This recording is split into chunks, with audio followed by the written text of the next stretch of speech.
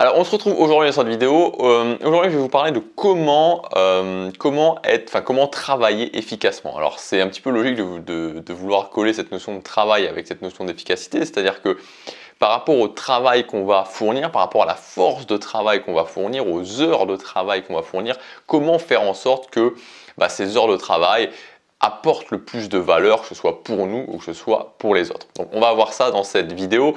Alors je vous conseille de rester jusqu'à la fin de cette vidéo.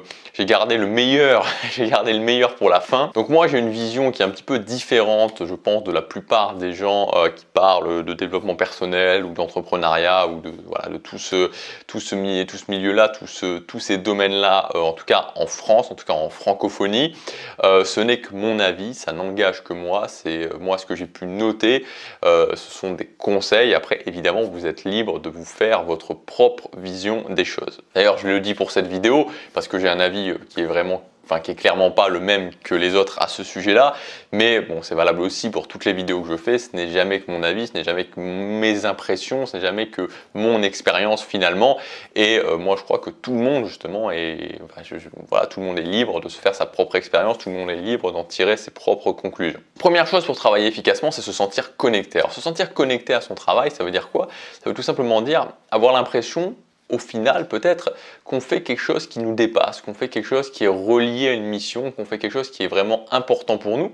Et quand on en arrive à ce niveau-là, qui est un petit peu, on va dire, le niveau final, le travail n'est plus vraiment du travail. Et donc, quand on voit plus le travail comme un travail, quand on voit même le travail comme une source de plaisir, on est forcément plus efficace. C'est difficile d'être extrêmement efficace quand on voit le travail comme une contrainte. Moi, je peux vous le dire, aujourd'hui, ce que je fais, c'est-à-dire ce que je fais pour gagner ma vie, donc c'est-à-dire la création de contenu sur Internet, c'est quelque chose que, voilà, c'est un réel plaisir pour moi. C'est-à-dire que honnêtement, j'adore ce que je fais, je prends du plaisir à tous les niveaux. Il n'y a pas vraiment grand-chose, je pense, a priori, je cherche comme ça rapidement, mais il n'y a pas grand-chose que je fais que je n'aime pas faire. Et là, par exemple, au mois d'août, donc dans quelques jours, je vais me mettre en mode entre guillemets vacances, c'est-à-dire que je vais quand même faire la plupart de mes habitudes, sauf que je les passe en mode flash, c'est-à-dire qu'elles sont moins longues. Je vais quand même continuer à faire une vidéo tous les jours, mais je veux dire, je suis presque content. Je sais que fin août, quand je vais reprendre en septembre, vraiment à fond, je vais être content parce que j'adore ce que je fais tout simplement. Donc c'est pas quelque chose qui est arrivé comme ça du jour au lendemain, c'est-à-dire qu'une démarche que j'ai vraiment entrepris il y a quelques années maintenant quand j'ai arrêté mes études en droit, mais je pense que c'est une démarche vers laquelle tout le monde peut tendre et tout le monde peut y arriver. Comment il faut faire tout simplement? C'est-à-dire se dire, ok, qu'est-ce que je voudrais faire comme travail, qu'est-ce que je voudrais faire au niveau professionnel, faire avec la meilleure idée qu'on ait, ensuite s'engager à 100% dedans, c'est-à-dire ne pas avoir peur vraiment de s'engager. Au départ, j'ai commencé à faire des choses qui n'étaient pas du tout en rapport avec la création de contenu, mais je sentais qu'il y avait un chemin, et puis au fur et à mesure, ajuster. Deuxièmement, utiliser des stratégies d'efficacité. Alors, des stratégies d'efficacité, il y en a plein, il y a par exemple le principe 20-80, il y en a à l'appel. Il y a aussi, moi, ce que j'aime beaucoup utiliser, c'est-à-dire la stratégie de la duplication. C'est quand je me fixe un objectif, quand je me fixe un but, la duplication, c'est tout simplement dupliquer une méthode qui a déjà fonctionné.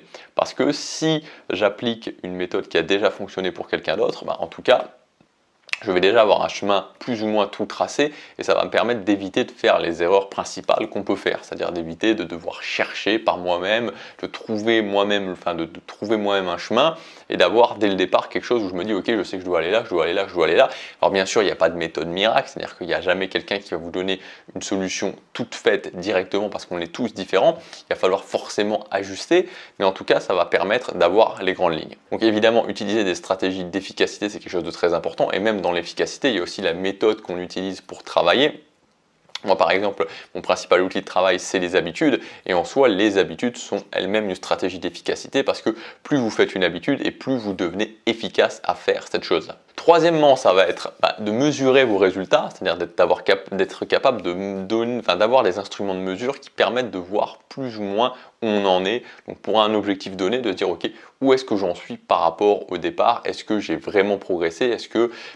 Où est-ce que j'en suis donc par rapport à mon point de départ et où est-ce que j'en suis par rapport à mon objectif final? Pour mesurer ces résultats, ça implique de savoir d'où on est parti, ça implique de savoir où est-ce qu'on veut arriver et ça implique de savoir où est-ce qu'on en est actuellement. Donc dans chaque objectif, il y a toujours une possibilité de mesurer tous les moments où est-ce que je suis parti, où est-ce que je veux arriver, où est-ce que j'en suis actuellement, de voir l'écart qu'il y a entre chacun de ces éléments pour pouvoir tout simplement être plus efficace travailler plus efficacement parce que forcément quand on est sur le chemin d'un objectif, c'est bien de savoir justement où est-ce qu'on en est. Où est-ce qu'on en est par rapport à son point de départ et par rapport à là où on veut arriver. C'est quelque chose qui va permettre de maintenir justement cette envie, qui va permettre de maintenir la motivation, et je mets des guillemets à motivation, l'énergie qu'on a au quotidien, parce que c'est logique qu'on ne peut pas continuer à travailler au quotidien si on ne sait pas finalement les progrès qu'on a fait. Donc très important, passez du temps justement à chaque fois à chercher comment vous pouvez mesurer. Comment vous pouvez mesurer, alors il y a des choses qui sont plus évidentes, comme si je prends par exemple le fait de se transformer physiquement, les instruments de mesure sont assez évidents, c'est-à-dire noter son poids, mais dans tous les autres domaines, il y a toujours moyen, en se creusant un petit peu la tête, évidemment, parfois il faut un petit peu se creuser la tête, mais il y a toujours possibilité de pouvoir noter ses résultats, de pouvoir noter sa progression. Et enfin, le dernier point, c'est tout simplement le volume de travail et ce que je pourrais aussi appeler la règle de l'effort inutile. Alors vous savez, il y a beaucoup de gens, j'en ai parlé il y a quelques jours déjà, qui vous prennent toujours cet exemple, en fait, l'exemple A, où c'est le mec qui travaille des dizaines d'heures, qui a un volume de travail énorme et qui a aucun résultat, et le mec qui à côté travaille très peu, une demi-heure par jour ou une heure par jour et qui a des résultats énorme. Sauf que ça, c'est bien gentil, mais c'est une caricature. Dans les faits, il n'y a personne qui travaille énormément sans avoir aucun résultat, en tout cas sur une durée suffisamment longue, et il n'y a personne qui du jour au lendemain s'est mis à être extrêmement efficace, à travailler une demi-heure par jour en ayant des résultats vraiment très impressionnants.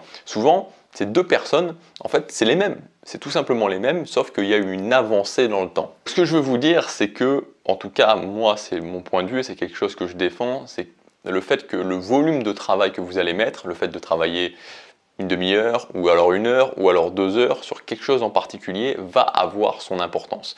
Parce que même si vous avez les meilleures stratégies d'efficacité, même si quelqu'un vous donne la plus parfaite des méthodes, va toujours y avoir un aspect de calibration par rapport à vous-même, parce qu'on est tous différents et la même méthode ne va pas fonctionner exactement de la même façon pour tout le monde. Donc je ne pense pas qu'il faille sans arrêt mettre en concurrence, opposer finalement d'un côté l'efficacité et de l'autre côté le volume de travail. Moi je pense que les deux sont importants et qu'il faut à la fois toujours chercher à avoir des méthodes, des meilleures méthodes, des gens qui ont atteint des objectifs que vous voulez atteindre et essayer d'avoir les meilleures stratégies, et en même temps pas hésiter des fois à mettre un coup d'accélérateur et à se dire ok, actuellement, je travaille peut-être une demi-heure ou une heure sur mon projet, je vais peut-être passer à 1 heure ou à 2 heures parce que ça va forcément vous permettre d'avancer plus rapidement. Et là où je voulais en venir surtout, c'est que il ne faut pas avoir peur quelque part de l'effort inutile.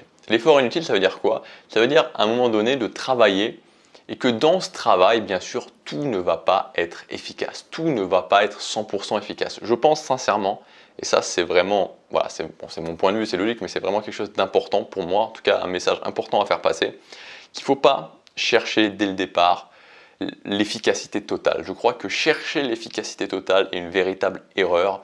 Le fait que beaucoup de gens aujourd'hui disent il faut être efficace, n'en faites pas trop, travaillez moins, soyez plus efficace, je pense que c'est une erreur. Je pense que l'efficacité, bien sûr, il faut la chercher, mais elle vient aussi naturellement avec le volume de travail. Et quand on cherche absolument à ne rien faire, à être que efficace et qu'on cherche absolument à éliminer, entre guillemets, l'effort inutile, je crois que c'est une erreur. Et je pense qu'au bout d'un moment, vouloir être trop efficace rend quelque part inefficace. Pour résumer, pour vraiment être efficace dans son travail, pour pouvoir avancer dans son travail le plus efficacement possible, c'est être connecté à ce qu'on fait, se sentir connecté à ce qu'on fait, utiliser des stratégies d'efficacité, mesurer ses résultats et aussi jouer sur le volume horaire, c'est-à-dire plus travailler et admettre qu'à certains moments, on va faire des efforts qui vont potentiellement être inutiles, voire inefficaces. N'oubliez jamais que